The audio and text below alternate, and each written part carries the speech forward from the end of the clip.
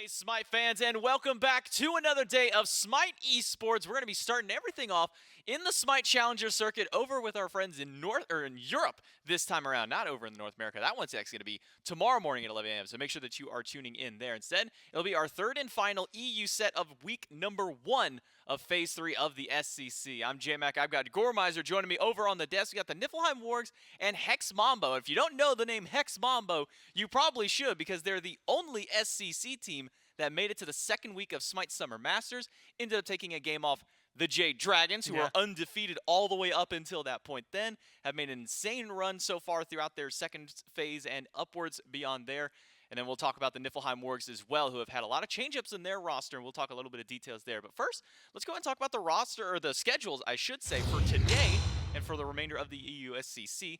As you know, if you've been here before, on Thursdays is typically when we get a lot of our matches out there. We did our first two yesterday with the Highland Ravens at the 2-1 over the Six Ferrymen. Our Scorpions started out 2-0 over the Gilded Gladiators to get their track record going right away. And now we jump into today for our third and final EU SCC matchup, Hex Mambo and Niflheim Wargs. Should be a fun one for the Hex Mambo, and especially for Niflheim Wargs, so I said, had quite a few roster change-ups moving into this new phase, between players swapping roles, bringing in a couple of new players out there. Entirely new look for this team, and I think it's one that for the Niflheim Wargs they definitely need. It's definitely probably the hardest test that they can make, Gormizer, because as I said, they're going up against Hex Mambo, who kind of just rocked during the SMITE Summer Masters. It's so almost awkward, right? When you go from a team here, you were 0-5. You make roster changes with the plans of being successful. And then the first thing that happens is you have to go against the team that was #1 in EU last phase. Yep. They, like you said, looked amazing during the Summer Masters.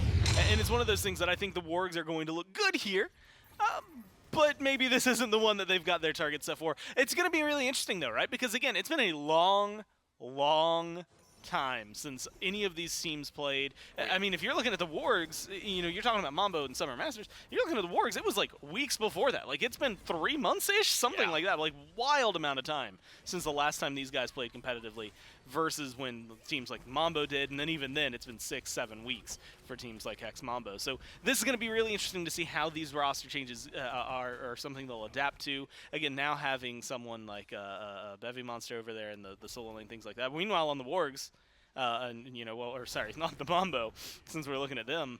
Everything you see there, you'll never guess it, but that's what you're gonna get, right? Except that Johnny is gonna be playing on the EU, like he wasn't here during Summer Masters, right? So he'll be playing on EU ping, but in EU. Yeah. And so theoretically, that's actually just a blanket upgrade to Hex Mambo. Which I think might make it even more impressive for Hex Mambo. And not only did they have a player playing on EU ping during that time, with Johnny playing from home compared to everybody else in the studio, they were also using a sub for their support role. Yep. And that's not to I forgot about that. That's not to discount anything of Rodwin. Rodwin is a fantastic player, but he was not a part of that roster beforehand. He was, obviously, we saw him playing yesterday, just earlier on. It's normally Trix Tank in that spot. So I can only imagine what that team could have done if Johnny and Trix Tank were both here in the studio to play during that. We might have potentially had an opportunity to maybe see those guys make it into the semifinals at some point, maybe make it a little bit further beyond there. But up against them on the opposite side, and I'm going to go ahead and just tell you now, I didn't remember everything off the top of my head because a lot of roster changes now with the Niflheim Wargs. We pivot over towards them. So it's Ollie out of the support role, Kha'Zix moving from solo to support, Bevy Monster now in the solo lane instead to replace that one. And Worst Turtle is now out of the jungle for this team, and it's Sarpei replacing him over in that spot there. And then the remainder of the team still sticks over to the same. And if I pull that one up there, that one is Itori in the mid lane, and then Spudio rounding out the Hunter for the Niflheim Wargs. So that is the new roster for Phase 3 for the Niflheim Wargs. So a little bit of change-ups there, and another role swap. You know, something now about solo laners moving to support. We had it in the SPL with Yarkor, and now we've got it at least over here with Kha'Zix moving to that same position. Yeah, I'm really interested to see how this is going to end up shaking out for him as well, because Kha'Zix, I mean, for my money, like, despite the lack of success, I would say, for the Wargs, Kha'Zix looked pretty good in solo lane most of the time that I'm recalling, right? I remember a lot of plays for this team, and it felt like most of them came out of the solo lane and from rotations like that. So I'm excited to see what that's going to translate over to support because, again, very impactful. Actually, maybe more impactful because of how often you are in the midst of the game and in the midst of the fights. While you might not be getting the kills, you're still going to be doing a lot of the setup, frontlining stuff. So it translates a little bit more and maybe gives you some opportunity to get hands-on earlier on. I'm also excited to see because Sarpe, phenomenal jungler. Bevimonsta has definitely been a player that has pulled attention towards themselves as well. So the changes keep themselves interesting. And then Spudio and Itori have just been solid plays, right? Again, it's really difficult because it was a team that was successful in certain circumstances. You know, they go 0-5. If you just look at the sets, didn't look great for them. But if you go look at individual games, lots of moments for this team were really, really solid. So I think that with these changes, again, maybe this one lightning strikes, maybe it doesn't. Hex Mambo are going to be a very difficult team for them to try and take on, period. But I do think that this is one where they have a good chance to showcase what they have and showcase it against the best. Yeah, I think when it comes to roster changes, you know, we talk about this in the SPL as well. Anytime that a team has even just one new player that comes to the team, you kind of have to go, okay, well, we'll see how they do for their first week, for their first couple of games, see how things go, and then we can look at the potential of this team moving forward. At least for us, we can jump right into game number one's picks and bans to see at least what kind of meta is going to be developing with these two teams. Now, Hex Mambo, we know these guys love playing for these late games. They're grabbing the late game hyper carries like Mercury for Johnny. For Hunters, we typically see Heimdall if it's ever left through, but looking on the screen right now, first ban Heimdall, that's not happening. That's just a standard of EU at this point. Is everybody in EU looked over at like Echrome and a couple of other players over there and went, wow, they're really good at Heimdall. We also need to be really good at Heimdall. Or we could just ban and nobody has to worry about being good on that character. So it, along with the Jing Wei, might be a little shocking because Jing Wei is definitely not one that's kind of been very popular as of recent gore. No, not really. And again, I think that one might, and I'd have to go double check for Masters, but it might have been something that was very much people keep banning this from Hex Mambo because no one wants to deal with that Heimdall because it's just a win condition on its own.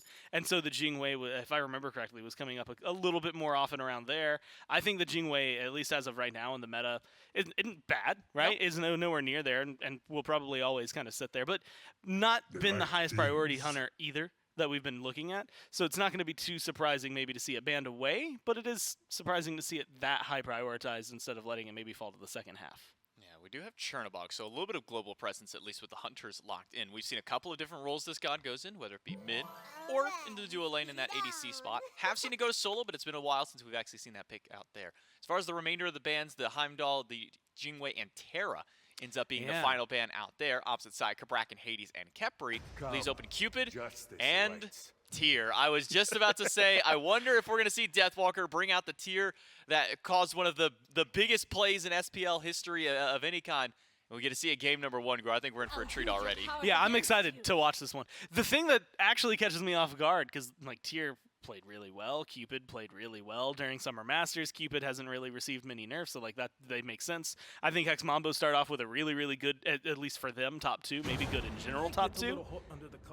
Guan Yu and Yamoja are still there. Oh wow! And no one's looking at them. That's why. Like those gods are so good right now, and yet they're getting completely overlooked here. And so that's an opportunity either for the second ban phase or for the bottom half of these teams. Although I guess with the Tyr locked in, you're less likely to get a Guan Yu, but still having something like the Emoji open is massive. Yeah, it's crazy the fact that those two gods are still there, and Terra was the one out of all of like the healer support style of gods that end up getting the ban instead.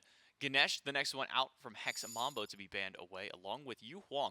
It feels like EU has this weird asphyxiation on making sure that Yu Huang doesn't go to these players for some reason. I don't get it, because like in the SPL when Yu Huang came out, everybody was picking him. Not many people were banning him. Then he started finally getting some bans. Yeah. But in all of the EU sets so far, teams are just not letting Yu Huang get through. They're banning them, whether it's first phase or second phase to these bans. I'm not sure what the priority is on this god. Honestly, it's so difficult because he's really good in the right hands, and like right hands, I'm thinking like the minute I watch Pagon play, I know those are the right hands, right? When you have someone who is hitting these ults and they're hitting them relatively consistently without having to have any setup for it, things like that, able to follow up with the damage. But it is the issue, right? Where a lot of your damage is kind of like dependent on others, sometimes dependent on your ults. You've got a really good early game, kind of slow-ish mid game before you get things ramped back up. And I think it's just going to be matchup dependent for a lot of it. And you know that you don't want to deal with it. You know you don't want to have to slow him down. He's also got good survivability. And if you've got a lot of CC on your team, you want to take away somebody who has CC immunity on the other side. Will be the Morgan and Xing Chen. Picked up for the Niflheim Wargs. Hex Mambo. They grabbed Fafnir after the second round of bans. And then Apwash going to be locked in. So mid lane, at least for Zeros, maybe a slightly fresh look, because we haven't seen very much Zeros Opwash. We've seen the famous Deathwalker Opwash before. We've seen Opwash kind of pop up a couple of times here and there. We But saw like a Kha'Zix highlight where he was playing Opwash. Yeah, I was actually looking back on Kha'Zix stats to see some of his last plays, and he had like Opwash and then like Nuwa games as well at some point. So should be interesting to see how game number 1 goes between Niflheim Wargs and Hex Mambo. We're ready to jump right into our first game of our first set of the day for the European region of SCC. Then obviously we'll move on into the SPL later on. But before we get to that one, we got to jump into here. I actually had to look up a stat on this one, because I've been keeping an eye on Trixtank's win rates on his gods, how often he's been picking them. Fafnir is really high, if I remember His correctly. number 1 picked, 77 games played, 67% win rate. That's pretty good. I actually checked at one point, and he only had like 5 gods with more than like 5 games played that were under 50%. That's how good this guy is just on just about anything. I think like his highest with games played as well as win rate is like Sobek with like an 80-something%. He's got like 60-something games on it. He is crazy. Point is, Trixtank is kind of good at the game and has been pretty good for quite a long time. We'll have to see if he can continue that win rate on the Fafnir this time around up against the new look, again, of the Niflheim Wargs. If you remember Niflheim Wargs of Phase 2, some change-ups there between new solo laner, old solo moving to support, new jungle popping in here. The only thing that stayed consistent, at least with Itori and Spudio, which were 2 big win conditions for this team. Yeah, and it's again, going to be fun to see how the 3 around them shape things up. For Kha'Zix, switching from solo to support, you're a little more hands-on in the actual game early on, but late game, you're still frontline doing a lot of that stuff. Different style of frontline, right? You know, versus the Kukullens that we saw, especially considering some of those games were, like you said, Nuwa and Opwash. But I think of Kha'Zix. The first thing that comes to my mind is actually Cerberus. And so there's a lot of plays I think that Kha'Zix is going to be able to make from the support side where things will be fine. It's really going to be, like you said, on Itori, the Morgan pickup, very, very powerful god. And a lot of good transformations for you here. I mean, I'm a big fan of several of them, but the Kukullen comes to my mind. The Ratatosker comes to my mind because of the engage that they have that are capable for him. Push in by Deathwalker. Not going to have an actual 2v2 fight over by the Totem of Ku. That one will just go quietly over to Niflheim Wargs. They'll grab that first mini objective for themselves. Typically takes at least till it's level 2 before we really start to see the tiers get active. They only really typically have that power cleave over at level 1. The wave clear advantage will go to Bevy Monster. And it looks like the first scepter of the game will go over towards Hex Mambo. Trixtank and E-Chrome able to pick that one up for themselves. This is where pressure can really beget pressure, right? Like, you get a little aggressive, get a little zoning, and then you get the scepter. And then the scepter gets you more pressure, and then you're locked down if you're going to be Spudio and Kha'Zix here. And so it can really cause some trouble, especially because, again, the Cupid, while it hasn't necessarily been... I think it even got technically hit with a nerf sometime in those 6 weeks, if I remember correctly. But it wasn't super hard. Didn't really remove him from that top echelon of hunters that we were already seeing during Summer Masters. We've seen last week during SPL. And so I expect that that's going to be enough pressure alongside something like the Fafnir, who even though we haven't been seeing too much, like you said, very, very high win rate, very high play rate for Trixtank. And it's going to be very controlling, especially when you get into late game. That... a Ratatosker, Coerce, things like that. Maybe you don't think of Ratatosker as like the attack speed guy, but having that buff on him is still going to feel really solid. For E-Chrome, that's going to feel really great. And I think they just kind of get some comfort picks for Hex Mambo that are going to give them exactly that kind of exemplary where they can come in, get the scepter, get the pressure, control the duo lane, and that alleviates pressure, jungle pressure at least, over from that side, and they can focus, Johnny can, at least on solo, maybe on mid a little bit to help get this Opwash off. One thing we haven't seen develop amongst the hunters is crit's kind of been pushed out itself from almost all of the games I've been seeing, at least out of hunters. And this even goes, obviously, for the ability hunters, they're usually not building crit unless they go something like fail not or whatnot. Yeah. We've been seeing a lot of this kind of just power attack speed style of build. Transcendence typically the first item that gets picked up there, and then they go double into Lightblade Tree with things like Executioner and Kin Size, and then just build a ton of attack speed. So I'm curious to see if that'll be the same build path that we see out of the Chernobog and the Cupid this time around, as they have both gone for Leather Cowl and starting in towards that Tier 1 Transcendence. I'm actually, yeah, not only is the stacking going to be important, I think, early on, just if they do decide. We saw a couple of people go towards Dominance. I think we saw like 1 Dominance last week.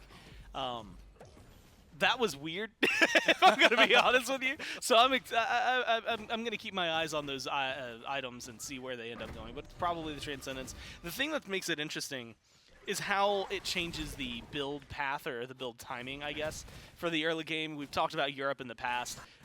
Slower pace in the early game, not looking for action as much, not out for blood as heavily as like North America is or the SBL is. But I feel like Hex Mambo got a taste of that during Summer Masters, and maybe you're going to be able to bring some of that back to Europe. But then you look over at Opwash, and it's like, well, he skipped his starter item to start stacking as fast as possible, which, great idea. I love it from Zeros. Does still slow down your early game. Also, I'm not necessarily thinking of Opwash as someone who's doing crazy amounts of damage super early on. So it does feel like it's maybe the solo lane where something's going to happen. Fearless is good. Knockback just to get to the side. But Bevy Monster will be fine. Gets to the tier 1 tower. Ultimate is available from Johnny, but he elects not to pull the trigger to go with that one. Instead, he gets ganked by Sarpei. Has that dash available, so ult's down for the solo laners. A stun from Johnny onto Sarpei, but blue buff was secured for Bevy, so not much more fighting to be had there. Instead, Johnny will go for a small little cheeky invade, steal the small Harpies away from the single camp. I don't think Sarpei wants to stick around. Deathwalker on the way, and so is Itori. No, Itori transformed into the Chernobog to have the double Cherno in the dual lane, but they're not going to get very much. Just a root on a Trick Snake, and he's out of there. Yeah, that's two ultimates really from the Wargs that didn't necessarily amount to much. I think the Sarpei's ult onto Johnny was great because seeing how much damage Sarpei could do to Johnny without the ult kind of wards off Johnny, keeps him away from the blue buff just long enough to make sure you can secure it, although it was still a close call, and there wasn't a lot of backup. And so it felt like something that could have been a first blood potential that slips through their hands. They still get the buff. Same thing with the dual lane where, you know, Itori goes in, and it didn't seem like anybody had really communicated too much about it. I mean, Shell gets popped, so at least you get something out of Trick Tank, but Ikram still has beads, you know, his dash was available. There was a lot of disengage that was still up for Hex Mambo that if they had waited, burned that, and then had Itori come over, maybe could have gotten them, again, just a first blood opportunity for them. But it also goes to show that the Mambo aren't going to just fall for anything, right? You have to go a little extra mile to make sure that you can get them on the edge. I mean, this is a team where you look back to Phase 1 Masters, you know, the Spring-Summer Masters. Yeah, that doesn't work out there. We'll talk more on that in a moment, though. A dash into the wall for Spudio, but unfortunately, Johnny's also got a dash, and as soon as he comes out of the wall, it's Trick Tank to put him down. First blood goes over to Hex Mambo support. Yeah, maybe not the person who wanted it most. Of all those three, Johnny's probably like, please, give. Echrome, again, trying to. I don't think it necessarily matters that much, right? Although the bounty going over towards Strixtank actually gets him a level up on Echrome, which is pretty funny just to see. But, you know, again, going to get him stacking soon. You would presume he's going to back sometime in the next couple of minutes to start going for the Thebes. And then maybe we'll see what ends up happening. I'm actually really interested in these choices of supports because I see Xingqian, and Xingqian to me is always just a guy that shows up in anti-auto attacker meta, right? He's really good with CC. He's actually, I think, a phenomenal tank, but that's one of his biggest strengths is being able to deal with auto attackers. I see the Fafnir, and again, it's kind of double hunter meta. And right now where, you know, Manticores has been, like, popping off and is, like, the item to be picking up, it's surprising that it's ignored. Also surprising to see Johnny just kind of get soloed out. Way back behind the blue buff, Sarpei will be out thanks to Pep. No, he will not. Why did Sarpei walk back towards Deathwalker? And now Trickstank is on the way, and Bevy could be in danger. Nice little bit comes out. Jump in from Trix. Stun is good. Level 9, shoved against the wall. We'll have the dot on from the transform and make it, well, basically a triple dot if the stun is needed from the jump, but it's not. It's Deathwalker getting his second kill of the game. One on the jungle, one on the solo. You know, it's so interesting because we talk about walls for Bracken and for Ymir and how great they are in the jungle. I don't think we talk about the jungle itself a lot. And that's what the most tier plays last week's SBL right now from Deathwalker that I've seen that have been phenomenal are just up against some object in the jungle. It already exists. It's just there. It's some wall. And you get a good Fearless against them, and it just locks them down. They can't do anything about it. There's no escape for them. You're guaranteed to have damage follow-up because they aren't moving anywhere. I think that's just well placed by Deathwalker to make sure that lockdown happens where it does. Johnny dashes away. Zeros is trying to slow down Sarpe. Stun is good. Corpse Explosion after, and the ultimate from the mid laner. Sarpe low again, going through, spin. Gonna break the shield and the dart right after. Johnny able to turn around and get a return kill for himself over onto Sarpe after falling just earlier on. Sarpe is playing so aggressively right now. Yes. Sure, he got the kill over onto Johnny on the right side. That's all good and done. But then he walked back into Deathwalker at like 100 HP. Now he's just kind of strutting through the mid lane through the entirety of an Opwash ultimate. Sarpe, I appreciate the aggression, but might need to slow down just a little. It goes back and forth, right? If it pays off, like if you go 1-1 every time, you're not really getting anywhere with it, right? Unfortunately here, going 0-1 doesn't even get the trade kill, not balancing out as much. If you get high priority targets a little bit later, then maybe you can start talking about it. But I'm again, intrigued by this more because it's not a standard Nemesis play style, right? Like, I think we've gotten used to seeing Nemesis come in, ult, slice and dice, maybe find some autos. Again, you're going for solo kills. Aggressive can be there, but you're usually going in with backup, or you usually have them out of position. So it'll be fun to watch where Sarpe continues with this, but definitely something that maybe needs to be reined in slightly. Be a little so. For now, Hex Mambo, with those kills, though, have been able to amass about a 1,700 gold and XP lead for themselves over the Niflheim Wargs. Some of that coming from the first blood bounty, but the rest of that just coming from the extra kills and the farm they've been able to get after, or maybe at least the denial of farm towards those they've been able to find those picks on. Deathwalker 2-0 on the tier. Already started off with his Manticore spikes and a Glad Shield picked up. Fairly tanky on the tier early on, and quite a bit of damage. We'll see if he can put that damage to use. There's a small fight breaking out around. Kha'Zix spot in the jungle, but he'll be just fine for now. I was wondering more about the Totem of Ku than maybe I've put thought into the Totem of Ku for the last week and a half, which was I was watching it, and more so to see, if that's what's keeping Debbie Monster, because, you mentioned it, 2-0 start for Deathwalker. Feels really solid, great kills, and not massive lead, right? I mean, about half a level, has the 12 over the 11 right now, but needs a little bit more, I think, to make it feel something substantial. And it's been these coups that have been balancing things out just a little bit, right? A little bit of experience that are going one way, then making sure you're confirming camps, going for a couple of invades, definitely have been helping out Bevy Monster. Very patient out of E-Chrome. Gets away from one route, stuck in another one, used the beads preemptively in case Spudio were to land that one. But it's another double ultimate used onto this Cupid. Does get the beads this time, got the ultimate earlier on in the engagement. But now with Itori once again using this ult, gets to the left side, doesn't really get very much value from it. And when you stick 3 people over in the left lane to try and gank a single Cupid, it leaves everybody else on Hex Mambo to grab themselves a Pyromancer. That's going to push them up to a 2,600 gold lead now for Hex Mambo. And that's the danger. So I would say even silently, it hadn't really been that silent, has it, right? I mean, they were pretty vocally loud. They've gotten their kills. It's 4-1. But being able to build up this lead the way they have, no crazy major objectives that have gone their way, right, until that Pyromancer, right? It's really impressive to see where they're putting all of their focus and how that farm is kind of manifesting, because, even over here, you've got levels up and good experience. E-Chrome, no beads, gets thrown back, does have the dash, and then an ultimate from his mid laner, dashed into by Sarpe, but he's got a heart bomb on him, and dashed on by Johnny, dunking in from the ultimate. We'll find the kill afterwards. Again, Sarpe caught out, and now Kha'Zix on the run, gets stunned out, dash in from E-Chrome, who, by the way, was about to die just moments ago, is now replaying the aggression right back at the Niflheim Wargs. It's now 5 kills for Hex Mambo 12 minutes in.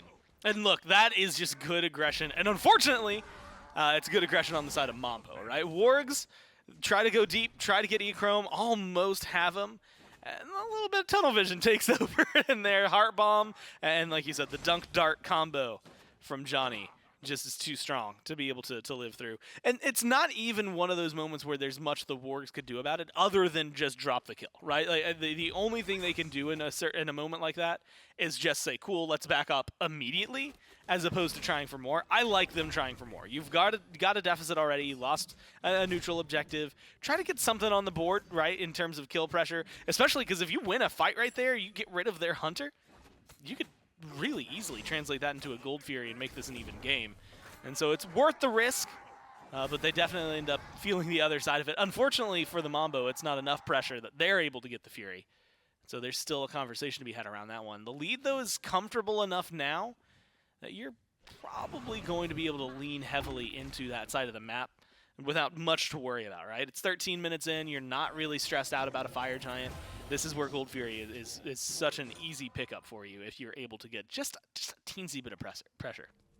This is the unfortunate fate for Spudio every time he walks up a little too close to E-Chrome. There's Fields of Love waiting for him, plus a Heart Bomb combo.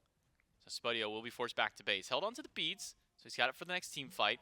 And with vision on the Gold Fury pit, it doesn't seem that Hex Mambo are going to pull the objective just yet. But if they can maybe find some relics, maybe find a pick, like one on a Sarpé who gets caught by the hammer, double dash out, but Trixtank and Johnny will both go up themselves. Dunk down from Johnny, the kill goes to Trixtank. But a lot of that aggression started up by the support there as well. A tier 1 tower under fire.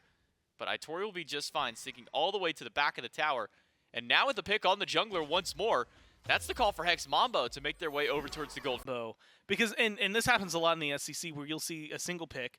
Honestly, it happens in the SPL too. I remember calling the Valks out for this kind of thing, where you'll get a kill, and it's like it could be a monumental kill, could give you some pressure somewhere. And then normally there's not a lot of farm afterward, right? Mambo, so far, most of these kills, some of them have been for nothing. Some of them have been immediate Pyromancer. Some have been immediately Fury, right? Some of them have been converted into immediate farm, and that's given them a lead. So normally, I see 1 in 4, and I go, well, I mean, everybody else isn't really dying. Like, it's unfortunate for Sarpé because you're losing out on experience, but, like, you're not that far behind just from Sarpé. You're far behind because of everything else Hex Mambo is doing. Johnny eats a couple of tower shots, but they'll be fine. So will Spudio. But Spudio had to use both of his relics and had to use his ultimate just to get away from the rotation towards the left side. So that is not going to be an easy time for Spudio for about the next 70 seconds or so until he gets that ultimate back online. Then after that, still another minute plus until his relics are back up and available to him. And Spudio's actually kind of changing up. No, he's not changing up the build a little bit. Never mind. He's still going towards that kin size. For a moment, in my mind, Transcendence looked like kin size just for a moment there. I'm like, whoa, he's going into all 3 of the Balanced Blade. But no, it looks like he's still sticking to the standard that E-Chrome has gone through. Transcendence, Executioner, kin size, and usually a couple at least in that light bow tree that ends up getting picked up as well. And honestly, it's, well, I think it's going to be more, back and forth. I guess it depends on who Itori is transforming into. We've seen a couple of Chernobog transformations, but if Itori is changing into Kha'Zix, Bevy Monster, Deathwalker, or Trixtank, any of those frontliners that are going to be a little tankier, that chin size value doubles like almost instantly. I guess technically it goes up by a third because you've got 2 people. No, I don't know. There's some math. 50%. There you go. 50% increase. We got there. Math hard on Friday mornings. You were the one who did a math major. This wasn't a math major. My sister's a math major. Okay. I did computer science. I only had to do Calc 2. Which is basically math, but I don't need to do too much Look, math man, to show you that solve it's 35 different integrals, all right? I don't even know what an integral is. Honestly, I hope I never have to think about them again. I can identify the color purple, blue, and red, which the one that's red is in danger because he's surrounded by blue, but now he's got some teammates around him. Zeros will be fine for now. Itori crashes in, but now with Bevy Monster there, it will be a 1-for-2 trade at the end of the day so far, but it might be even worse. Bevy Monster hit by the Heart Bomb, pushed back by Deathwalker, and put down by E-Chrome. A 3rd kill for Hex Mambo, maybe make it 4 if Kha'Zix cannot get away. He will be able to do so for now, but Deathwalker on a warpath, beelining over to the support. Will get the Fearless against the wall. A jump in by Trixtank. Johnny is there, doesn't find the stun. Needs a little bit more damage with the spin, and that will be a 4-for-1 trade. I don't need to be good at math to tell you that that's a good payout for Hex Mambo. Yeah, massive when it comes down to it. And, I mean, what do you do in retaliation to something like that? Nothing, really, right? You're going to lose pressure. You lose a tower. You lose more gold. And it comes down to the way these fights are shaking out. Bevy Monster has some good team fight CC tied to his ult. Sarpé doesn't have any heavy CC, right? Has the slow. Itori has a stun, but most of the time you're transforming into somebody else, and we need those transformations, I think, now more than anything. Kha'Zix, team fight CC, but it's only around the ultimate. Maybe, I guess, technically you have your knock-up / pin and root things that you can do. But not a lot of readily available hard CC. Meanwhile, Hammer Stun. You've got a Mez from E-Chrome, the Heart Bomb as well on top of that. You've got Johnny with a stun, Zeros with a slow, and technically a stun if you heal Deathwalker with just Fearless. Like, there's a lot more readily available CC for Hex Mambo. So even if these team fights aren't starting in their favor, they've been able to turn it back into their favor almost instantly. And most of the time, they're starting in their favor anyway because of the lead they've cultivated. Hex Mambo with these 2 Furies that they've now picked up. That second one does go down for them. No contest there. Deathwalker will be out. Johnny rotating in. Doesn't find the stun, just finds some damage out there.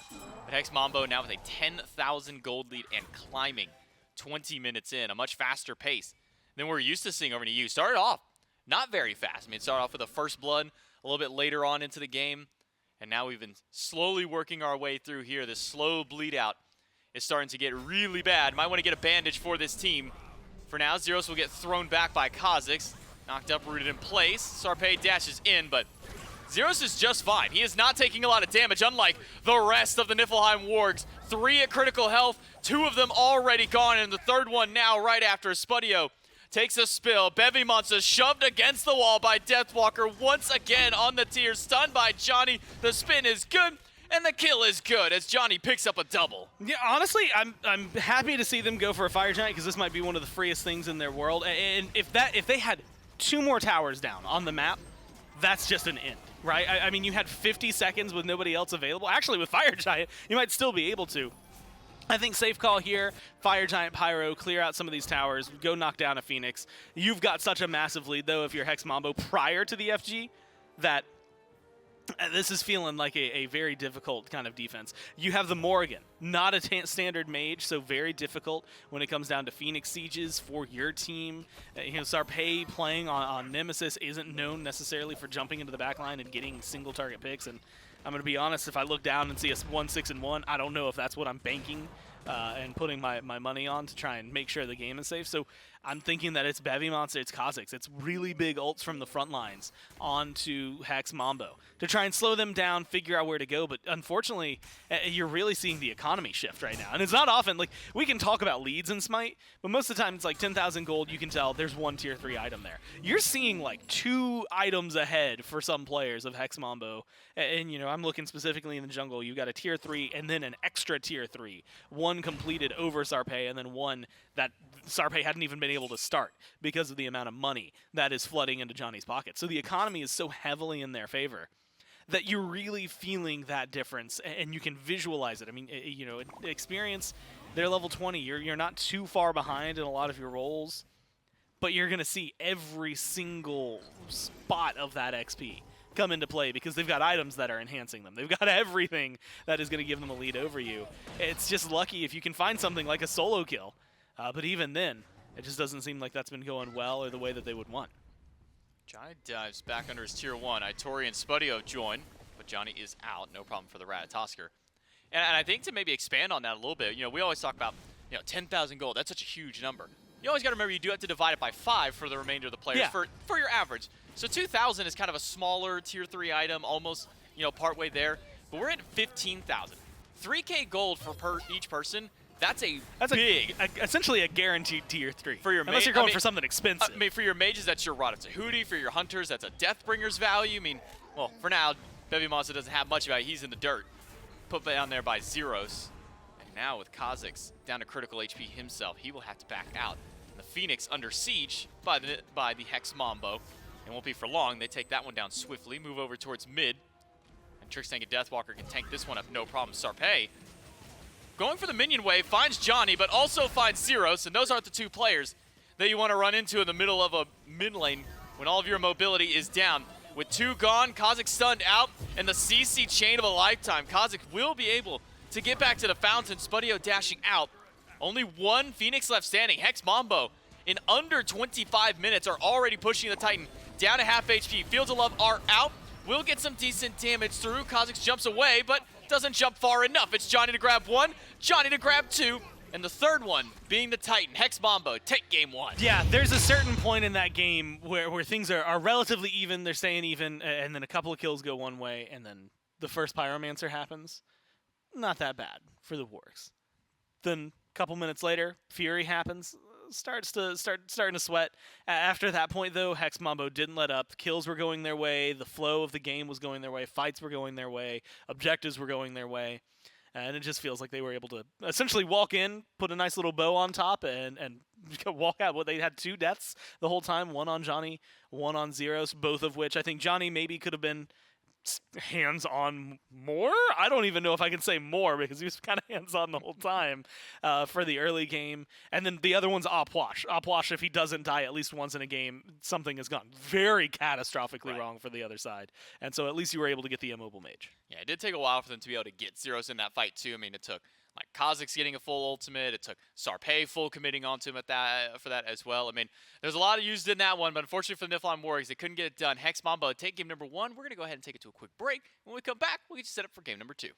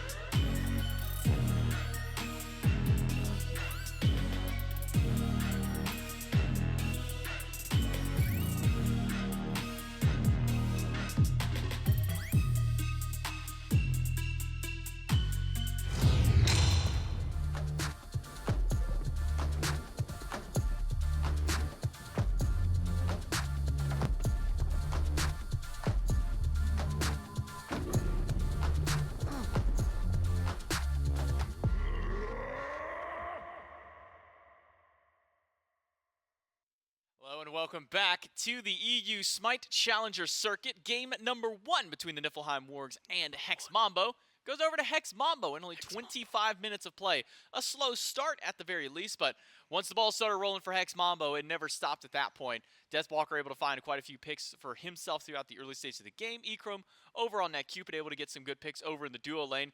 And unfortunately for Niflheim Wargs Gormizer, it was just a case of once it started going bad, it was just getting worse. You lose a Pyromancer, no big deal, whatever. But then you lose a Gold Fury, and now you can't even step up to try and fight the next Gold Fury, and that one goes over to Hex Mambo. And then a Fire Giant comes through. By that point, they were already 10, 12,000 up for Hex Mambo, and it's just too hard for Niflheim Wargs to fight back. Yeah, I don't want to call it draft diff because I don't think it was fully in the draft, but I do think it initiates in the draft, then goes into play on the field. And a lot of it, again, is just more consistent CC that is going to be more prevalent from Hex Mambo, and I want to say like better placed timing on a lot of their ganks and ults and things like that really kind of showcased itself throughout all of it.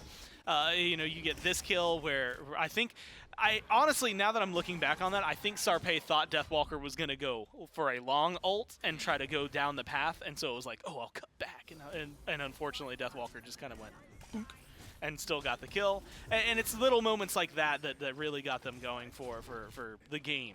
And then not only that, you know, and there it was the 3-1, but you see the jump, the 3-1, only about 2,000 gold separating the two teams, and like you said, divided across all the players isn't that bad.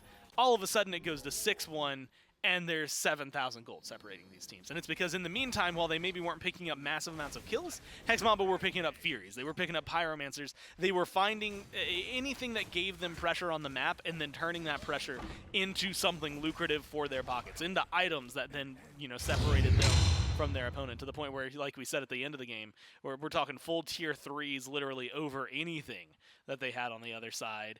And slow builds, too. I mean, the closest I see, I think, is there in Itori and Zeros. And even the gold, it was 3,000 separating the two of them. Yeah, I think that was just a case of Zeros didn't have a chance to go back and buy another item at that point more than anything out. 8-1, the final slash line for Johnny on the Ratatosker. So making sure to get the majority of the kills for his team. Most damage goes over to Ekrom, though. 21k on the Cupid. It's going to be a mighty fine performance out of him.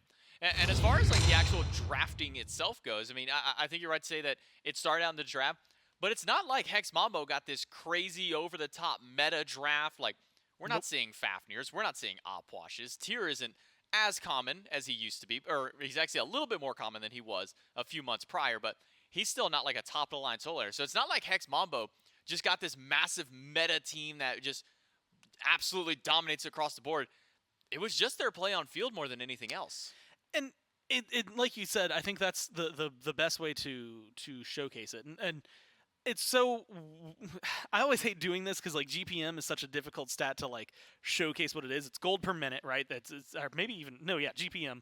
Yeah. And so it's so fun to watch it because in games like this, when you see 4 players that are over 600, your support players at 569, the average GPM for the highest GPM average across Season 9 SPL regular season so far, 574, right? So that, to put in perspective how nuts those numbers are, how well those guys were farming there for Hex Mambo, is the fact that most of the time your averages are going to be in the 530s for your carries, for the guys getting the most farm. A lot of the people I'm looking at, I see mid, hunter, hunter, hunter, right? That's the first 4 that are in the SPL for their farm.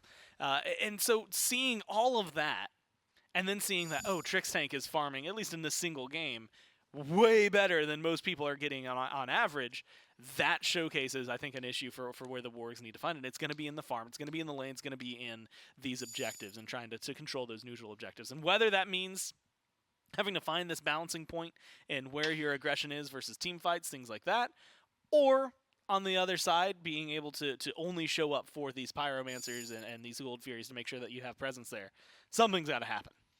Well, one thing that has happened is that Deathwalker doesn't get to play Tyr at the very least, as it's Heimdall, Chernobog actually banned away despite the fact that the Wargs first picked it prior. And then the tier banned away. Hex Mambo will stick to their same 3 as far as the bans were from game number 1 now into game 2, which is the Kabrakan, the Khepri, and the Hades all taken out. So now we'll see at least 2 new gods on the field, one for each of these teams. Terra did get let through this time, previously banned by the Wargs, now picked up by them instead of grabbing their Hunter first off. And we've been seeing the rise of Terra between the Fabless suits, between the Manticore Spikes, very popular god right now in the meta. Rise of Terra would also be a really good I think we mentioned this one before. I think what our blanket statement was Rise of blank would just be good. But Rise of Terra sounds like Terra sounds superhero-y. There I think it's probably Rise of Vulcan. honestly is. Oh yeah, we said it because it was Vulcan. Yeah. I'm going to be honest with you, J-Mac. I'm happy I went on that tangent, and not because I think it was clever or anything. Honestly, as a tangent, I give it like a 4 out of 10. Wasn't that great? It's because I was going to say, cool, if I'm Hex Mambo here, Guan Yu Yamoja. I'm not thinking about literally any other guy. That's funny. And so I was like, if I say that, I know they're not going to do it. And then I was like, even if I don't say that, I know they're not going to do it. It's the top 2 picks in the SBL to the point where they are getting the most banned. We've seen them be some of the most banned, most picked gods across the SCC up to this point, even in Europe. So I'm really interested in why Hex Mambo don't seem to care about the top 2 picks for them, to the point where it's not even being mentioned here. Neither squad is going for them. Yeah, you got me stumped. I mean, Yamoja is good. Blanket statement. Guan Yu right now with Fabless Tubes is good. Blanket statement. The fact that we've gone through an entire game and now 2 rounds of bans, 2 rounds of picks, it blows my mind that we just haven't seen any mention towards them from either of these teams. Yeah. We have the Terra that got banned away in game number 1. That makes it in. By the way, Hoyi Daji also locked in alongside that Terra, and then Thor on the opposite side. Some good targets for Daji to pull in with that pal out between the Opwash and the Ymir. But as the bans start popping through, the Morgan, Yu Huang, and then Cupid gets taken away alongside Rom. So we're going to have to dig a little bit further in the Hunter pool as 4 Hunters and then a Ho-Yi pickup out of Niflheim Wargs. Oh, but never mind. Jingwei's still available. That got banned last game, and it's still open. So, okay, easy pick for Hex Mambo. That was easy for them. Echrome is a lightning rod, hesitate. too. Look, you got Heimdall, you've got Chernobog, you've got Rom, you've got Cupid, all banned against you. Ho-Yi picked up on top of all that, and you still get a Jingwei. And again, while I don't think Jingwei is necessarily the top of the tier list right now, guess what Jingwei still has and is always going to have? Decent damage and really good survivability, right? And so as long as you got those 2, plus your passive is absolutely nuts for making sure that you get back into these team fights. I think this is just a pick that kind of stands the test of time. Sometimes she's not going to be as great as others. And I think we're still technically in one of those metas. I don't think that's going to affect Echrome here at all. That's funny. 3 of those are his top picks, too. Rama, Heimdall, Chernobog for Echrome, all his number 1s. Jingwei, his 5th most picked god, at least overall. So still getting to grab one of his more popular pickups there. Has a pretty good win rate, at least across the board on all of those, 50+% for those. It'll be Merlin, Osiris, and then a King Arthur. What a consolation! Mambo. You banned out Deathwalker's tier. Now you have to deal with King Arthur, man. Man, I remember when King Arthur came out. It's just man, this is just like crazier tier now because tier stance switching, all of his back and forth mobility he had, and then you throw King Arthur, who's got a lot of mobility, all of his stance switching nonsense. But yeah, oh no, I'm Deathwalker. I have to play King Arthur. What a tragedy for me. We'll see if Hex Mambo can make this a clean 2-0 for themselves, or Niflheim Wargs going to put up a little bit more of a fight with this composition. They got the Terra, something they didn't want to have to go against game 1. Now they get to run it for themselves in game number 2. And again, still some decent targets, at least for Sarpei to really try and put their focus on. I imagine Zeros might get some of the receiving end of some early ganks and ultimates from Sarpei. Maybe Trix Tank as well. He'd have to expend his ultimate in order to get away from the Pal Lao. So if I'm Sarpei, as soon as I hit level 5, I'm trying to pop beads or get an ultimate from somebody right away. Yeah, I think that immediately you need it. I mean, because having a lot of people, well, I guess, 3 at least that I can count CC immune ults off the top of my head. I think technically King Arthur's is as well. So making it a little easier for them to just kind of... Yeah, I believe he's got the max charge. It would be the CC immune. Dodge through a lot of that. And admittedly, that one has, like, an asterisk on it, but that asterisk is so easy to get to that I don't know that it's something Deathwalker needs to be concerned about. Honestly, he might even want to get pulled. You never know. I think that that's something that I want to see Sarpe be active around, especially in mid. You're going to force Zeros' beads, get the beads burnt on as many people as possible, come back, ult again, right? On cooldown, try to keep it going. If you're going to play the way that you were playing that Nemesis, be aggressive. Get in their face a little bit and try to create these scenarios for your teams where they'll have success. You've got really good follow-up into Merlin, so I really think that mid can be a very solid point of contention for the Wargs. First wave for the solo, we'll just go back and forth between the two of them. They'll be able to hit those level 2 pretty easily, but with every level for the first couple, at least for Deathwalker, that means he gets twice the abilities that anyone has to deal with. Johnny teleports in with the hammer and uses the spin, so he won't have anything for this fight around the Totem of Ku. Sarpe will be able to secure that one for his team, but has now been knocked up by the King Arthur. Will dash out, so he won't have his slow and his primary burst damage immediately available, at least until that next level. But Deathwalker and Johnny able to keep that pressure up onto Bevy and Sarpe, pushing them under the tier 1 tower. And this is good pressure. Look, it's not often you get to see Thor, period, anymore. A lot of people kind of ignore him. It was actually interesting because Layers had messaged me, I think last week, where he's like, I think that's the first game I've ever won on Thor in the SPL. And I'm like, yes, it was. Like, that's wild. He's never played it. And it's just because he's, you know, in days of yore, one of the most picked up gods. And then nowadays it's just something that kind of gets not necessarily thrown to the wayside. He's just got his times, right? And I'm excited to see what Johnny's going to be able to do with that. His dual lane. Just getting a little aggressive. Showcasing, that I think, again, just some of the strengths that they have, though. Jingwei has decent-ish clear, right? Compared to Ho Yi, balance it, I think, a little more in favor of Ho Yi, but, you know, having explosive bolts, having the wind gust means that you can kind of hit multiple targets maybe a little faster early on. Kha'Zix versus the Ymir, you know, both of these are going to be able to bring a little bit of help to their team. But that plus the Scepter, I mean, Hex Mambo started last game in a very similar fashion where it was just dual lane pressure that made it so much easier for Trickstain to start rotating out because they didn't have to worry about anything else. Instead of trying to fight at the wave, Duo will at least make their way over towards purple for the side of Niflheim Wargs. Make sure they can secure that buff. Hog even ready for Kha'Zix, so make sure to use that one to secure the buff. So no steal potential coming from Hex Mambo, at least this time around. We'll lose a little bit as far as the wave is concerned there, but should be just fine. All that pressure going over to the Ymir and the Jingwei. Jingwei, usually not a god who gets a lot of lane pressure. I mean, doesn't have a traditional wave clear like some of the other ones, but whenever you pilot with that Ymir, that gives you a lot of pressure for what Ymir has in his kit to offer. You get a Ymir with an Interceptor, and all of a sudden, it doesn't matter really who much else is in the lane. Do you have an ability that can hit minions? Cool, we're covered, bro. Yeah, it doesn't matter how many. We're going to be able to find at least a little bit of pressure. And so, again, good on the Mambo for being able to start a lead this way. Again, small matters when it comes down to it. But it does bring things up in the dual lane. It will be fun to watch how this transitions into team fights, though. Powwow and Anvil of Dawn both are very, very impressive ultimates when they are able to work. Both beads burners. One maybe a little bit better than the other in terms of active burning, but the other one maybe a little better in terms of range, right? Anvil of Dawn you can do from halfway across the map and have that semi-global presence. But it's also going to be, you know, this Merlin that gets to bring in an effort that I think is going to be a lot stronger than what we got out of the Morgan last time around. You've got Terra now for healing on the side of the Wargs. And while that Opwash is definitely going to be able to capitalize on that, I think that's something that they'll be able to play around and kind of, again, stifle a little more than normal.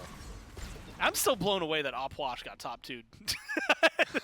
What a world, the top 3 of this game, Xeris was like, yeah, you know what? I don't really care. They could pick up a million things to counter me. Let's go back to the Opwash. I had fun. I'm just going to play it again. Why not? Going back for the same stacking style that he did, starting with the Book of Thoth, then went to the Warlock Staff. Soul Reaver was the startup, but then he hit level 15, so he ended up picking up that Sentinel's Embrace in the 4th slot. Imagine it'll probably be very similar build path for Zeros this time around. Gonna be different from Itori though, not starting a stacking item that we normally see. Even the Doom Orb that was picked up by the Morgan, that's at least standard for her. But it's a Divine Ruin in the very first slot, at least for this Merlin. Now I know that the Flat Pan got a buff. Oh, no, all right, never mind. Who cares about that? Talk about the wall that Trickstain just threw to block the dash over anything else. Good play out of Trickstain. That's It just good. hurts, man. When you're You feel the pain because you've been there before. It's like, man. I've been on both sides. On one side, it's the most irritating thing in the world because you're like, man, why'd you got to do that, right? Why I'm just trying to look. I don't get much in this game. Let me at least try to set up something for my team. On the other side, you are popping off. At least I am. I get excited over good walls all the time. I get excited for them in cast. I get excited for them in game. I just think it's one of the most, as weird as it is, it's one of the most satisfying abilities, I think, in SMITE to me. I think it is just one that when you are able to connect or make a good wall, whether it's setting up your team or blocking someone off, saving something, things like that, it just feels different than some of the others. Maybe it's, support player. I've been doing that for too long, and so that's where I get my excitements. But I think, like, up there in my mind, like, when I hit good raw ults, it's the exact same spot where I'm just like, man, like, it just felt good. It just felt good. No, I'm with you on that with Ymir walls. Like, especially if you can predict, like, a Sobek pluck coming in and you throw the wall right after he gets it, so they plucks him. He's like, yeah, I got the satisfaction. I plucked him. And you turn around, the wall is at your tail, and you're like, oh, they didn't go anywhere. And Not only were they just not stuck. plucked, now you're here. Now they're both here because you didn't throw them to the team. You just threw them immediately next to you instead. No, a lot of fun could be had with those Ymir walls, with just any of the walls and structures in general in SMITE. That's why I've always wanted to see a god that, like, focused around that. Like, Terra's the closest that we have because she's got the monolith and double wall. Yeah. Give me a god where, like, everything in their kit has to do with structures of some kind. Like, we get one wall that's like a Ymir wall. Okay, good. Somebody's out of there. I was thinking there was going to be a little bit extra. Wait. Then another wall, I guess then like Terra walls. And I want this all in one kit. Doesn't have to stun. Could just literally be walls. Don't care. Their ult makes a labyrinth. No, transports you to a labyrinth. There you go. I skipped the third ability. The third ability is that he's because I couldn't think of another wall. I got one that's this way and one that's that way. I don't know any other shapes for wall. Third ability, they summon a tower in the middle of the map for like 10 seconds. It's just a tower that sits there. You don't want to walk near it. I don't know. This is why we're here and not designing the gods. Oh man. I want the design challenge 2023. Design a structure god. A god that only does structures, no ability damage. Just all walls. Or they could have auras that do damage. That's their passive, is everything they build. It's dataless. The god's just dataless, I've decided. Well, we saw dataless design challenge. Okay, I'll stop. We had an ult from Johnny, and then it didn't go anywhere. He instead went to the right side of the map to steal some farm up. As we are 8 minutes in the game now pushing. No first blood just yet. Some attempts at first blood, but nothing to have spilled. Scepter will go over to Hex Mambo. First Trebuchet will also be for Hex Mambo. Zeros might finally be the casualty that we've been looking for, and it will be Itori to put Niflheim Wargs on the board. First blood for the boys in blue. That's actually a clean first blood. And again, exactly what I want out of this. Itori is a phenomenal mage for exactly this reason. Playing on the Merlin, right? The burn that you're going to have, the follow-up that you're going to have from anybody else on your team, any sort of setup, is going to really set up everybody for a kill, right? Whether you're going to be the one who gets the last hit, like in this case, I think he works really well with flat pin. Again, the burn is absolutely insane. You've got an immobile mage that you're up against, and admittedly someone who, while can be a phenomenal jungler, I think in Thor, has been kind of on the back burner for a while for a good reason. Ultimate with the Powwow will pull Deathwalker in, and it's a second kill for Niflheim Wargs, but a triple wall with a double freeze right after spells curtains for Sarpé. He will go down. Johnny rotates in, but only to his own demise. The death ball that Niflheim Wargs are throwing at Hex Mambo is working so far. I just, again, love the aggression from the Wargs. I think Sarpé, yes, you lose your life there. That's way more worthwhile than every single death we saw in game number 1, right? You come in, really good powwow, even if it's not going to get crazy pulls, it's just making sure that everyone's on edge around Hex Mambo. You're in a good spot, you're able to dive the tower, looking for that pressure. It's almost night and day. Like, this is so cleaner. And a lot of it was just small draft changes that have really enabled them to play the exact same style they were in game number 1, but to a much better level because the gods facilitated a little better.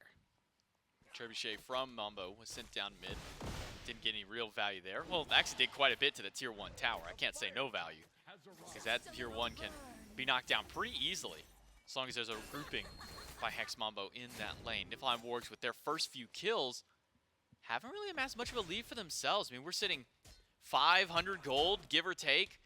1,000+ experience actually for Hex Mambo instead. So as far as the farm department gold-wise, it's been better for the Wargs, but for XP, that one's over towards Hex Mambo. Yeah, I actually really like the way that Hex Mambo have managed to balance that out, right? Gold, I mean, you got, what, first blood bounty, plus a couple of kills, a little bit of pressure. It just goes to show how much that Hex Mambo are focused on not only splitting their experience between each other in the minion waves, but like mid-camp pressure, things like that, which it's such a weird thing to talk about half the time that it feels really solid, especially when you start looking at it. The Q diff is 6-1 right now. Like, Bevy Monster is absolutely controlling the right-hand lane, and yet there's still little moments. But this is what you need to do. And I love this so much from the Wargs, right? Pull Pyromancers. Be ready to kind of transport this aggression. Honestly, use your Merlin to what Merlin does best. Does his secure rock? No. Does his burn absolutely decimate anything on the map? Yes. Deathwalker should go down. No mana available to him. No ultimates needed. Johnny in the sky. He will dunk down, but swing and a miss for the Thor. Instead, now Johnny's the one in danger. He will TP away on the hammer, get pulled right back into the waiting arms of Sarpe, and it's a double kill for the jungler. A much better start for the Niflheim Wargs this time around. Yeah, again, well played, well engaged, good ult from Sarpe, and being able to find Deathwalker and Johnny. That's actually where I thought a lot of the pressure was going to be in the early game for this set. Being able to shut them down, get some experience leads on your side in the level, plus the gold that it's going to be worthwhile. It's night and day, again, compared to what we just saw at game number 1. I'm really happy to see what the Wargs are able to do, especially if they can keep this up. A lot of it's going to be around Sarpe, though, right? If you look at the engage for them, Bevymons is going to have some a little bit later. Kha'Zix has some stuns. Again, the ult is usually really solid for it, but a lot of it is built around this Palau and built around those beads timers. So next time around, I expect the fight from Hex Mambo to be a little more, well, just fighty in general, right? A lot of beads that are available that weren't available before, although just now burned, I think, from the Jingwei is what I saw. So it is going to still be easy on one side of the map, just in mid, on the jungle. Anybody kind of involved in this middle area of the map for the next few minutes might not be the easiest target for Sarpe. Maybe a pick on a Deathwalker is a possibility, but no Palau for Sarpe means the King Arthur should be just fine this time around. Deathwalker and Johnny have been the primary targets, at least in this game, for Niflheim Wargs. Been working out well, getting those picks on the right side of the map, but the dual lane has been essentially left untested and unchecked. Echrome, a level and a half up over Spudio, for both of them being at that 0-0 between those scepters that were grabbed earlier on and just these left heartbeat controls that Echrome has had. He has been able to get himself a nice little lead over his opposition in duo. And that's why, so if you were wondering why there were 4 Hunter bans, the last 2 were definitely just, they still needed a Hunter, and these are good picks for Echrome. The first 2, specifically the Heimdall, it's because imagine this kind of lead, but then put someone on and I don't want to call it his one trick, because obviously Echrome is very good at a lot of gods, as we have seen, but put it on his best god, right? His number 1 god that if he was a one trick, it's the one that you wouldn't want to deal with. It's the one that is, something that in most circumstances, and the reason I have to say it that way is because Summer Masters happened, most circumstances, it's a win condition just to have Echrome on that Heimdall. Didn't see it as much during Summer Masters. In fact, actually ended up being some of the balancing point for them and didn't quite win the games they needed. But you get that on some of those other picks that were banned, and now you're still getting a massive lead for the Jingwei. Maybe not absolutely insane, almost a full 2 levels, though, and that's wild. When the rest of the team, look, the kills read 5-1. The rest of the team has not been necessarily doing well. The right side of the map has definitely been struggling a little bit. And then meanwhile, you're over there just farming like crazy. For Hex Mambo, you're going into enemy territory. Not even getting an offering. Maybe just see if they can find a pick. Wall will cause the Suns to have to be dropped for Spudio. Kha'Zix is here to try and help out. Has to use his ultimate, stuck inside the slow field of Trixtank and empty the crypts. Be some decent damage out of the Outwash. Deathwalker low. Does not have beads to get away from this Palau. He'll be yanked back in. It will be a kill for Sarpe, but it's 2 already for Hex Mambo, and maybe a third. Another wall by Trixtank. Not going to find Sarpe this time around. And Bevy Monster by himself, zoning out 3. Echrome dashed in aggressively, but will not have to pay for that one. It'll be a 2-for-1 trade for Hex Mambo.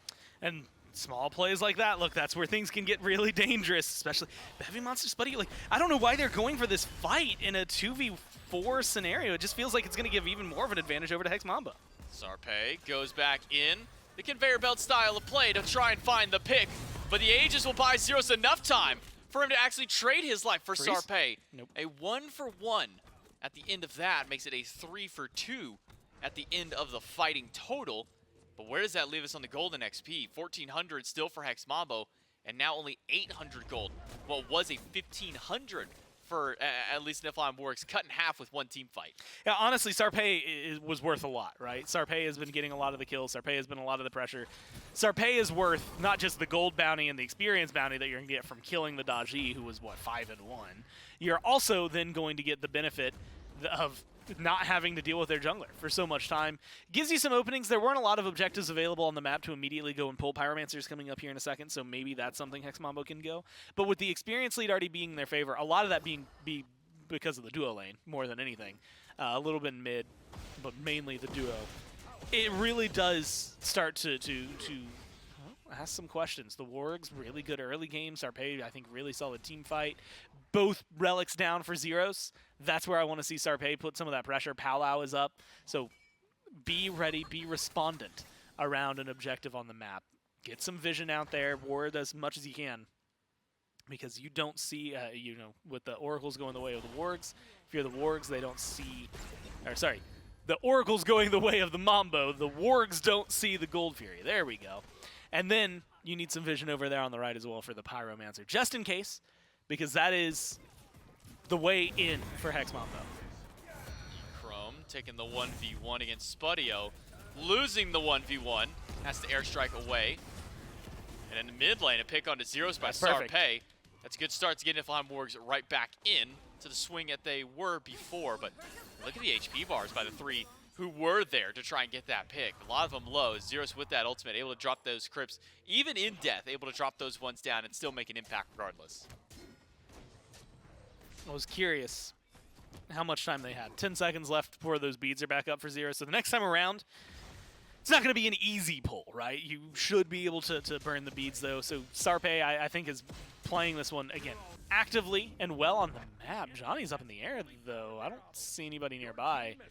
Which actually, in old circumstances, that would have been a call of, oh, let's go for the Fury, right? I mean, 17 minutes in, the amount of damage you have between the two of you, semi-tanky for Johnny, not necessarily in the build, but just because of Thor. Maybe they could have pulled it and at least tried to force a fight. That one's a risky one no matter what, though. I think, Echrome would have the damage for it, but they don't have a lot of sustain on their squad, so it's, get the Fury, potentially die immediately afterward, or just straight up die to the Fury if not pulled right. So they play it safe, and I like it. And again, with the way things were going earlier, and the way they still are, right? You've still got 2 levels in in support and carry. You're equal in solo, just slightly behind in mid and jungle. I think Hex Mambo have been playing with the experience just fine, that playing with this gold lead that at this point is a lot more inconsequential because the later the game goes. I think that they're going to be able to play into this pretty easily. I'm curious on the build path that Itoria has gone towards. We've seen stacking items be the majority, but mentioned earlier on, started Divine Ruin first, didn't go for a Warlocks, still didn't. Stuff. Instead, just going for double flat pen, the buffs to those items. Give it just a little bit more there. I believe sitting at 30 flat pen between the two, and then a Soul Reaver after. So I wonder where Itoria will go with the rest of the build. Staff of Mirrodin still seems to be a popular item for some of the mid laners as well. Maybe that's an option for him in mid. Does have a slight level lead over his opposition. Deathwalker has been in this position a couple of times. Will use his ultimate on top of Sarpe instead, and will go in aggressively. Johnny from the sky doesn't find the dunk in after, because the Powwow was used by Sarpe. It will pull in Deathwalker, but a wall will block off Sarpe's path out. Some decent shields and heals come out from the support, though. Kha'Zix able to keep his jungler alive, but Zeros will find the pick, empty the crypts. Johnny is juking the best that he can. A double push by Deathwalker on the King Arthur will make sure that Johnny has his way out. Kha'Zix stuck inside the shards of ice, will be able to dash out and not take too much damage just yet. But what a play by Deathwalker to keep his jungler up. I mean, to stay alive in circumstances like that, look, Deathwalker and Johnny, I have to give him a little bit of credit, right? Good stun, good knockups, good control so he can walk out of there. And even better, Zeros got the kill, right? I was watching the hammer so closely. Johnny almost dies there because he wants to kill Sarpe. Throws out his hammer for the double tap, is just shy of being able to connect there, does not get the kill. Zeros still is able to find it, and so you get the kill for your mid laner, you get a ton of pressure and save the life of your jungler. That converts so easily into map play from there, right? I mean, you're talking about a team that had an experienced lead slightly, you know, for a majority of their players, now being able to finally pull something else in their favor, right? Not just the Pyromancer, but the gold back over to their side of the map. And that's where this can become a very slippery slope. You get the beads from Johnny, and so if you're Sarpe, now all of a sudden you have to figure out where that pressure is going to be. You can't throw it onto Zeros. He's just going to beat it away. So who can you pull, and where can you make this difference? I almost hate that it feels like pressure just on them, but they're the real go-getter for the squad, right? You can jump in if you're the Osiris. You can stun people. You've got your ult there if you're going to be Kha'Zix. But I think that that's going to be this Pala that, again, the team plays around and does well with. Suns from Spudio, no longer available. Use those defensively to keep E-Chrome away. He's been playing very aggressive on this Jing Wei. Nearly full build, level 20, so has been able to go back and at least upgrade that starter. Sarpe taking a fight against Deathwalker. It's going pretty even so far. Palau is there, and that will pull in. He's got some help from Bevy. But by the way, there's an Opwash here. E-Chrome gets a kill on a Spudio on the opposite side of the map. Deathwalker gets to walk out of this team fight, but E-Chrome does not. So the Hunters trade out in their own little duel while Johnny's able to barely walk his way out. I mean, just as weird as it is to say it, but just kind of clean, right? You get your E-Chrome kill. I think that's actually more important than anything else that happens on the map, only because E-Chrome had such a massive lead. That's going to be a nice little experience gain for the other team, just to try and equalize things out for the Wargs a little more, give them some benefits that'll help balance it all out. Gold-wise, though, I think they're still, again, it's not a bad position, because Mambo aren't super far ahead, but I think that playing from even makes this a lot more difficult for the Wargs than it was when they had even a small lead that was in their favor. You have to figure out where your pressure is going to be. Gold Fury's up. Fire Giant's technically up. One wrong fight, though, honestly results in both. One wrong fight around the Fury, you drop the Fury, you go for the FG. So I think that there's a lot of question marks in the air as to where they want to try and find their pressure and where they can look for it. I mean, tower-wise, J-Mac, I mean, hardly anything's changed. We're still pretty much at the very beginning. So gold on map, there's a ton. Yeah. It's a lot of options for these squads. And it's just where they find that pressure. I like putting picks onto E-Chrome, especially when you look down. 90 seconds still on both relics. Go back to the Jing Wei. Ult's up. Try to force that out as fast as possible, and then swing that Palau back over here, get a pull, and just make another easy kill. I think that's what Sarpe is hoping for. Jing Wei just now, or E-Chrome, walking into the lane. How far will he walk for? They're on opposite sides of the jungle, just like a pincer maneuver, ready to jump in. Sarpe does blink, teleport in, airstrike out for E-Chrome. Can he get far enough? No, he was just at the very edge of the circle to get pulled by the chain. Johnny in the sky, but I don't think he has the distance to get over to Sarpe or to Spudio. Maybe Kha'Zix could be an option, but Johnny has already crashed back down towards mid. He's not going to be a part of this fight at all. Instead, it's just Zeros and Trix Tank, who has found a wall, found a freeze against that. Deathwalker jumps in, gets an ultimate onto Spudio. Now Johnny has returned to the fray, throws out the hammer, but doesn't get much more beyond there. I like the pressure that we're seeing, though, from Sarpe specifically, but from Spudio there. E-Chrome was a valuable target. E-Chrome was an easy target, so come over and get E-Chrome. I'm surprised, though, that they went for it again. It was very close to E-Chrome being able to escape there, but well played by the Wargs to make sure they get that kill. I'm impressed. Johnny just goes in and gets a kill. I mean, Johnny's playing aggressively despite the numbers disadvantage. Just needs his hammer up in a second, and he'll be able to get over the wall. So Johnny out, no problem for him. He will escape that battle. And Deathwalker will go right back in to keep it going because Trix Tank has looped himself back around. Zeros has ult available. Pull in is good. With the Crips out, Kha'Zix is just getting melted away Wraith by Wraith, but not quite enough damage from the Opwash in order to finish off that kill. So Zeros and the rest of Hex Mambo will be okay. They can back themselves away from the fight, and maybe we'll see a play around objective. We are 25 minutes in, And I think we've seen maybe a single Pyromancer go down so far. Instead, it's mostly just been kills on enemy, specifically onto Zeros, his 4th death of the game. Johnny in the sky, dunks down, just a little short to find Itori, but the hammer in, the teleport after is good. Johnny gets the kill onto Itori, but can Bevimonster to get one of his own? Freeze from Trix Tank will slow him down. E-Chrome. And will be able to walk himself out. E-Chrome looping around the backside. It's the 2 tanks at the forefront. And the Odysseus bow procs are starting to melt through. Bevimonster's health is not very high anymore. E-Chrome finds 1. E-Chrome finds 2. Hex Mambo have turned the fight back around. And that's something that is necessary for them in that kind of circumstance. I was watching as closely as possible to see what the Wargs were going to do.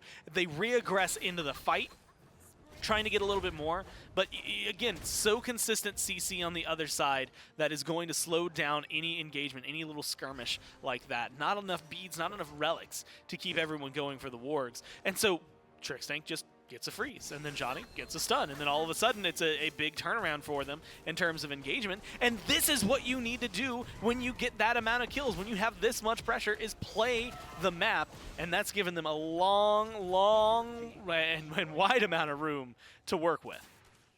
So 3 kills happen towards the mid lane. That allows for Hex Mambo to pick up Fire Giant 26 minutes in with no contest whatsoever by the Wargs. Was 5 towers standing earlier for the Wargs. Now that's been cut down to only 3, will only be 2.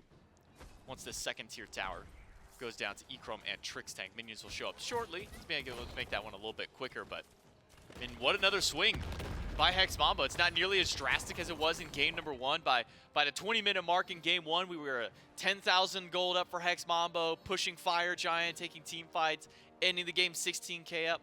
Right now it's only 6,000. Much more manageable. 1,000 give or take between each of the players is nothing astronomical, nothing out of reach for the Niflheim Wargs. But man, trying to fight into Zeros at this point, the Empty the Crypt's just such a wide ability to cover for the map in these team fights. If you're the Niflheim Warg score, I mean, where do you put up your defense against this team? Honestly, I think that these tier 2s this late in the game, you probably aren't going to be stepping up to those, or at least I don't think you should be. I think you've got really good Phoenix defenses, though, right? Merlin just plays so well into that. Big, wide abilities, circular abilities, lots of burn.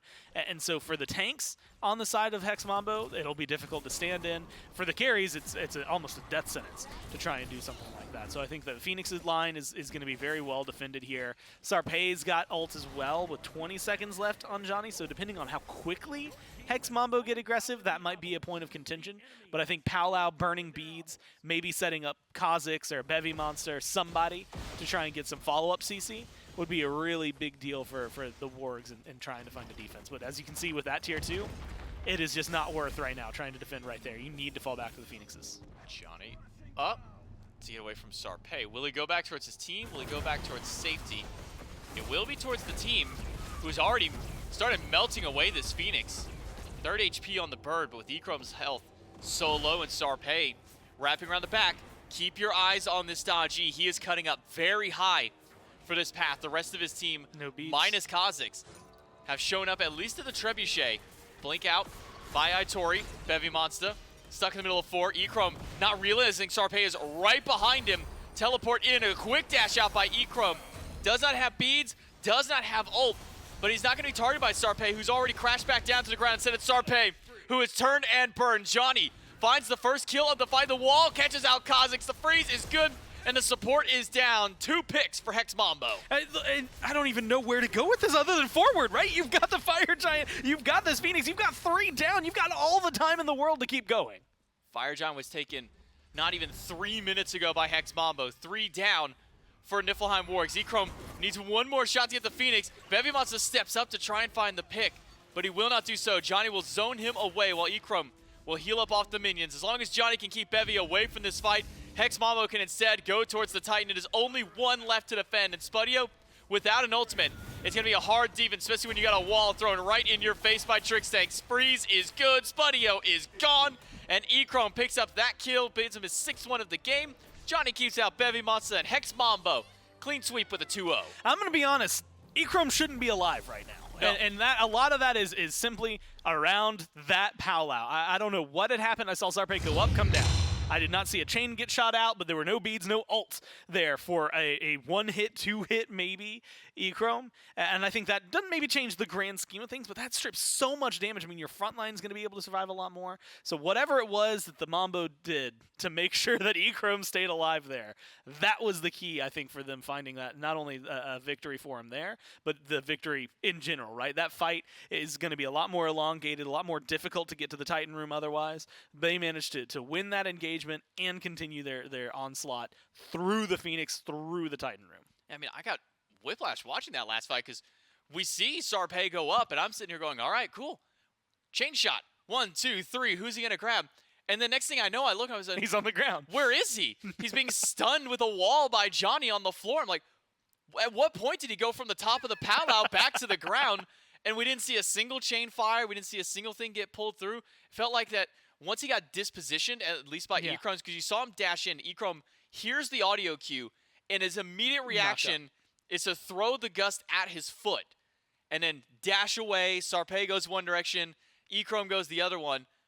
Maybe that's all it was for Sarpé, is he wanted to get up there quick to maybe try and close the gap back in, get that last little hit with his first ability, but that last team fight just went completely south for Niflheim Wargs. And unfortunately for him, that sometimes that's all it is. Although it was a little bit more. Like it wasn't, they didn't lose based on that last fight. They lost on it about 2 fights before, right? When it immediately transformed, maybe not even 2 fights before, 1 fight before. Come in, little aggressive, almost over-aggressive in the mid lane. You had even mentioned it. Not a lot of objectives up to that point. I mean, 1 Pyromancer, maybe 2 total that had fallen. 3 overextend this fight in mid. This is where it all falls apart. You can see Aitori's already dead. E-Chrome gets a really beautiful loop around, finds a couple of kills. That's it. That was the game. That's what won them the game, because that gets them a Fire Giant, that gets them a Fury, that gets them all the towers, that gets them this positioning for this team fight. It was one that maybe there was a good chance for a defense afterward, but then that play happens against Sarpé, and it was just slow burn, one by one, knock the dominoes down from there. Right into the Titan. Not even a slow burn. No, it was Pretty quick. It was actually very fast from Hex Mambo, because they were down for the majority of the game. Then they find themselves like maybe 500 or so gold after a couple of team fights. It really wasn't until 23, 24 minutes that Hex Mambo actually got a decent lead in the game. And even then, it was only a few thousand gold.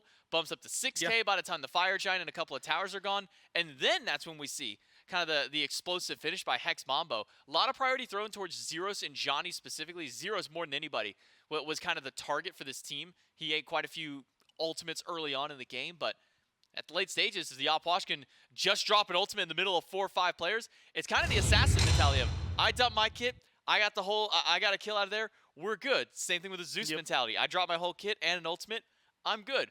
If Opwash can get empty the crypts and catch a couple of people inside for even a few seconds, that's a job well done for the Opwash. I will give them credit, though, right? The Wargs, despite the loss, specifically game number 2, a start the way that they had, I think that this is a team that if you weren't up against the Mambo, that's a game win.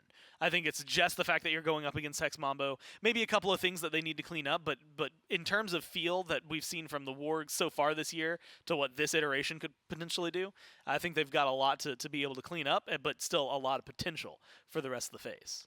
Well, with that set now wrapped up, that is the 3rd and final EU SCC set of our week. We still have more SCC that'll be coming up tomorrow. We'll finish out in the North American region.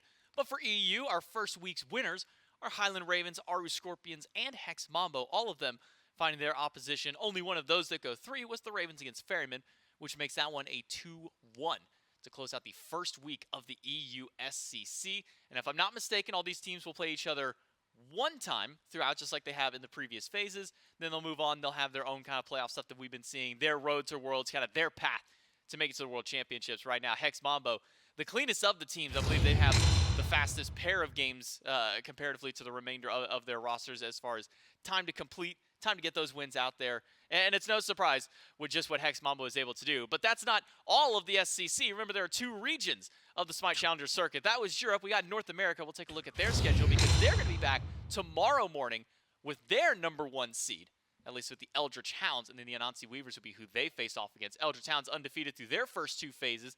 Haven't been able to make it much further beyond those ones. Have had some impressive runs at Masters, found a win over the Scarabs in phase #1. And unfortunately, this time it's Hex Mambo who found their win over the Scarabs. So Phase 3 Scarabs watch out for either one of these two teams because so far it's been an unfortunate curse for them. But we'll get to see how the Eldritch Hounds look with a new player on their roster, if I'm not mistaken now. They have a new solo laner who have made their way there. Pulling up my sheet, it is Ducky in for the solo lane, replacing Remikami. So if there's any Duck fans out there, you'll get a chance to see them. And then over for the Weavers, no changes. That might actually be one of the matchups that we've had so far this whole weekend that didn't have a whole lot of roster shakeups. And I'll be really interested to see how that works out for the Weavers more than anything, right? I think they were a team that was slowly improving throughout the phase, but again, it's been a long time since we've gotten to see them. So being able to see what this team has accomplished since then, what they've been kind of putting their work into, how this meta is going to end up playing into their hands, I think that's all going to be a really fun deal. And then, of course, Ducky's back, so that's always fun to watch. Always fun to watch Ducky. And always fun to also watch the SPL, which is going to be coming up